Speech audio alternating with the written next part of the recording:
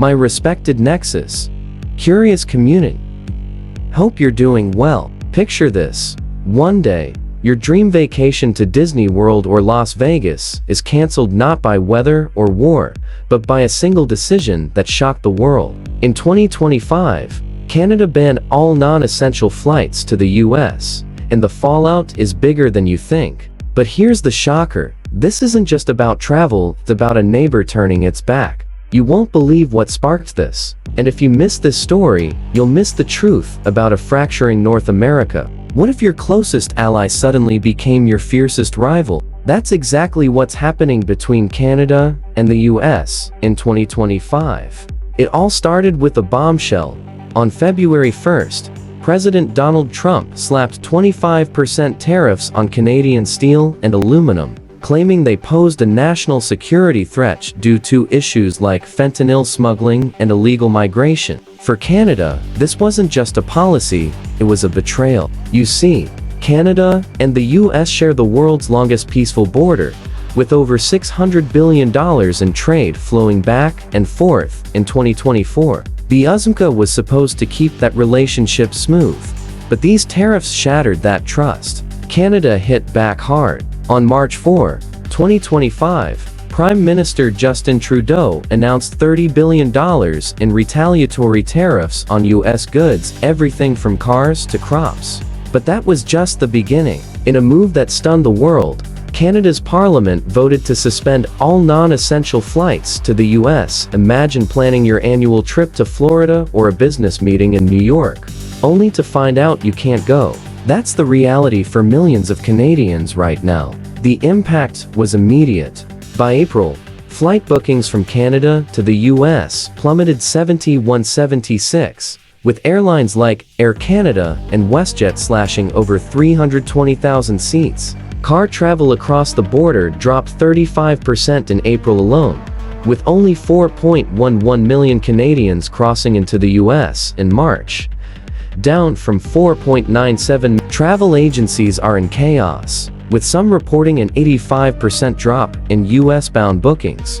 Even small businesses, like those booking Disney vacations, are going silent. Hi, I'm Sarah from Vancouver. Every winter, my family heads to Arizona to escape the cold. It's our tradition, but this year, we canceled. It's not just about the money, it's about standing with Canada. Still, it feels like we're losing a piece of our lives. On the US side, the pain is just as real. States like Florida, Nevada, and New York rely on Canadian tourists, who spent $20.5 billion in 2024. Now, hotels are half empty, restaurants are closing early, and jobs are disappearing. The U.S. Travel Association warned that even a 10% drop in Canadian visitors could cost $2.1 billion and 14,000 jobs. With declines hitting 70, the real damage could top $4 billion by year's end. But here's what most people get wrong.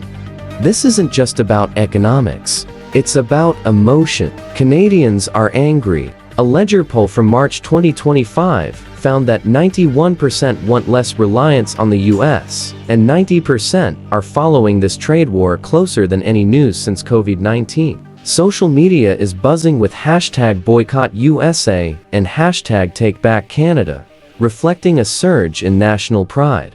Canadians aren't just canceling trips, they're rethinking their entire relationship with the US.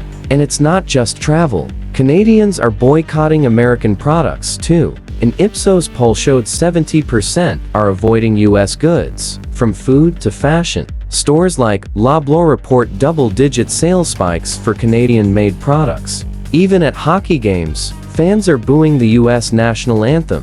This isn't a protest, it's a movement. But how did it get this far? Let's break it down. To understand this crisis, let's go step by step. Think of the Canada-US relationship like a marriage strong on the surface, but with tensions simmering underneath. For years, small disagreements piled up: dairy quotas, lumber tariffs, pipeline disputes. The US complained about Canada's dairy protections, while Canada grumbled about US restrictions on oil exports. These were manageable until Trump's tariffs lit the fuse. On February 1, 2025, Trump invoked the International Emergency Economic Powers Act to justify 25% tariffs on Canadian steel and aluminum. He claimed Canada's border policies were letting fentanyl and illegal immigrants flood the U.S. But many experts called this a stretch. Canada, after all, is a key ally, a security threat. The real motive? Political posturing. Trump's 51 street state rhetoric didn't help.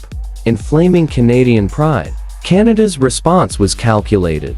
First, they hit back with $30 billion in tariffs on U.S. goods, targeting industries like autos and agriculture. This raised prices for American products in Canada, making them less appealing. But the flight boycott was the real game changer. By grounding non-essential flights, Canada struck at the heart of U.S. tourism $20.5 billion industry in 2024. It was a symbolic middle finger, showing the world Canada wouldn't be pushed around. Here's a surprising twist. The boycott wasn't just about hurting the U.S. It was about rallying Canadians. Trudeau's government faced domestic pressure to act tough, with 61% of Canadians viewing the U.S. as unfriendly or an enemy. In the YouGov poll, the boycott became a unifying cause.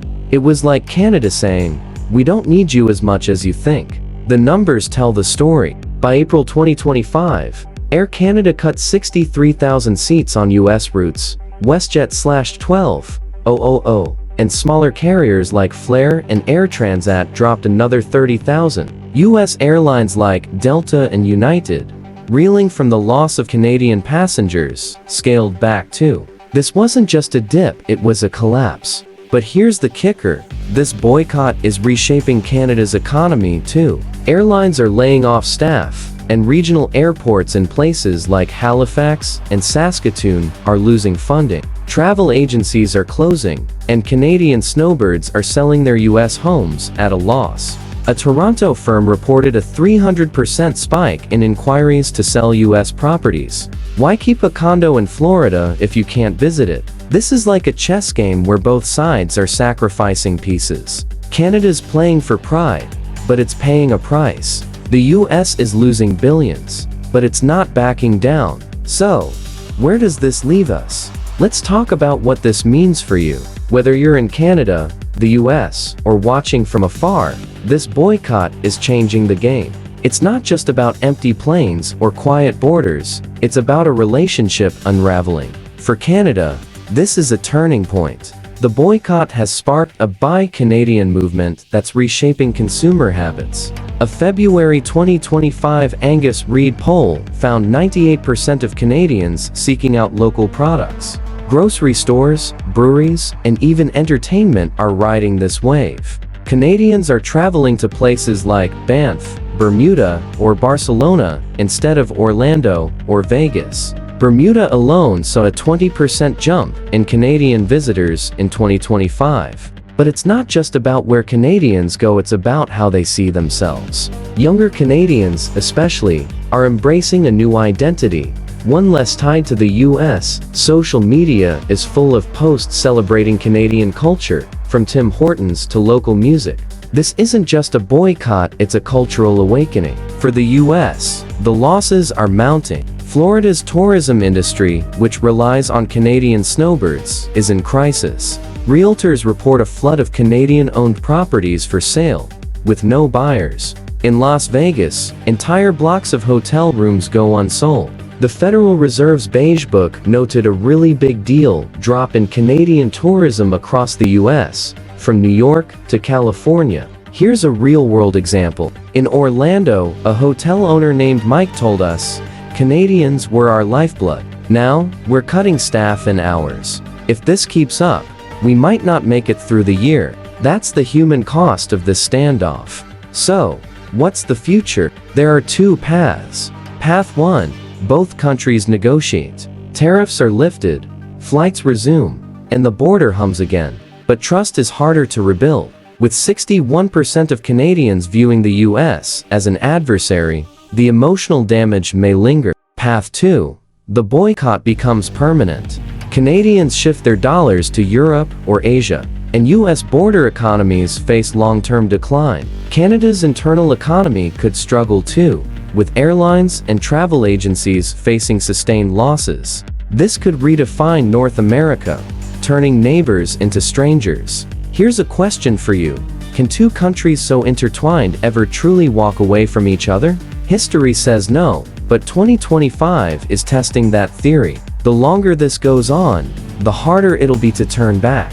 My respected Nexus curious community, this story is just the beginning. If this opened your eyes to the stakes of this boycott, hit that like button, subscribe, and share this with someone who needs to know. Comment, "I'm in," if this changes how you see Canada and the US. Stay tuned, our next video will dive even deeper into global shifts you won't see coming.